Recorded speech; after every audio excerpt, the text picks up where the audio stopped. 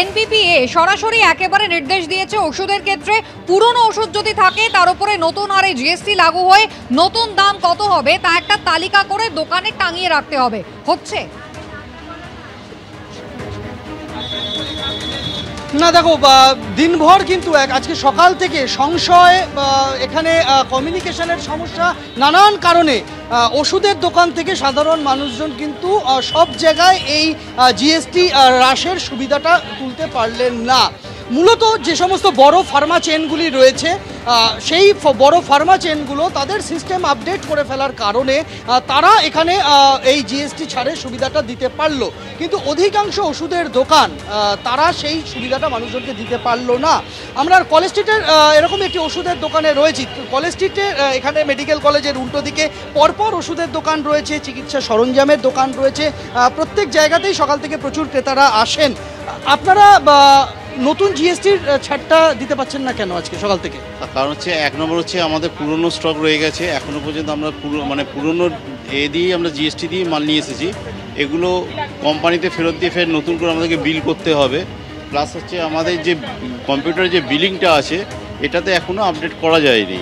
এদের টেকনিশিয়ান আসবে, সফটওয়্যারের লোক আসবে, এসে হয়তো আপডেট করবে।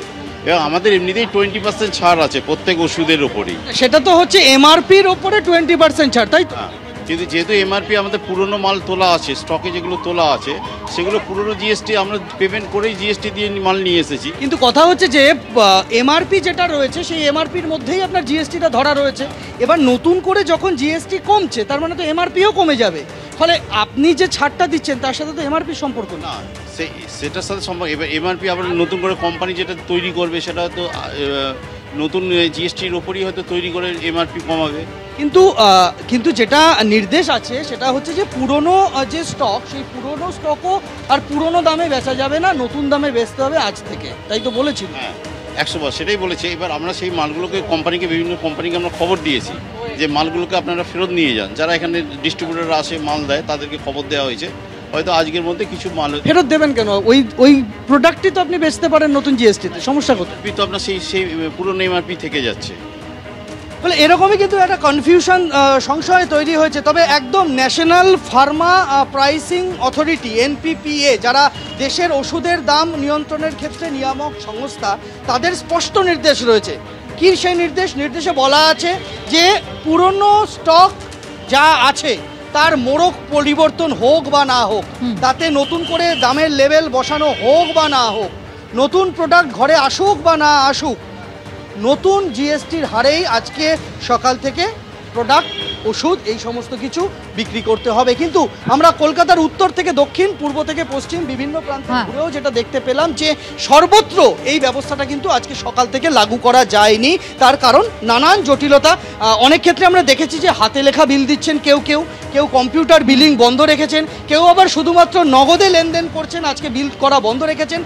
বিভিন্ন কারণে কিন্তু এই জটিলতাটা তৈরি হয়েছে, যে কারণে ওষুধের ক্ষেত্রে জিএসটির সুবিধাটা সর্বত্র সবাই যে আজকে সকাল থেকেই পেতে শুরু করেছেন এটা বলার জায়গা কিন্তু নেই। তো একেবারেই সন্দীপ, ধন্যবাদ। সুদীপ্ত, তোমাকেও ধন্যবাদ। অর্থাৎ একটা জিনিস পরিষ্কার, ক্রেতা এবং বিক্রেতা উভয়ের মধ্যেই কিন্তু সংশয় রয়েছে এবং বিভ্রান্তি, আর সেই কারণেই এখনো কিন্তু সেই পুরনো দামেই জিনিস কিনতে হচ্ছে তাদের।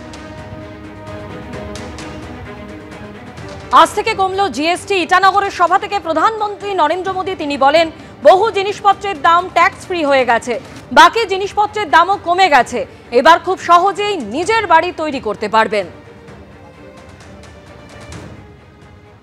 इनकम टैक्स घटाते गए। इसी साल हमने, अब विचार कीजिए, 11 साल पहले 2 लाख, इसी साल हमने 12 लाख रुपए तक की वार्षिक आय पर इनकम टैक्स 0 कर दिया। और आज से जीएसटी को भी हमने सिर्फ 2 स्लैब तक सीमित कर दिया है, 5% और 18%। बहुत सारी चीजें अब टैक्स फ्री हो गई है, बाकी सामान पर भी टैक्स बहुत कम हो गया है। आप आराम से अब अपना नया घर बना सकते हैं। कोई स्कूटर, बाइक खरीदना है, बाहर खाना पीने के लिए जाना है, कहीं घूमने फिरने जाना है, ये सब पहले से सस्ते हो गए हैं। ये जीएसटी बचत उत्सव आपके लिए बहुत यादगार बनने वाला है।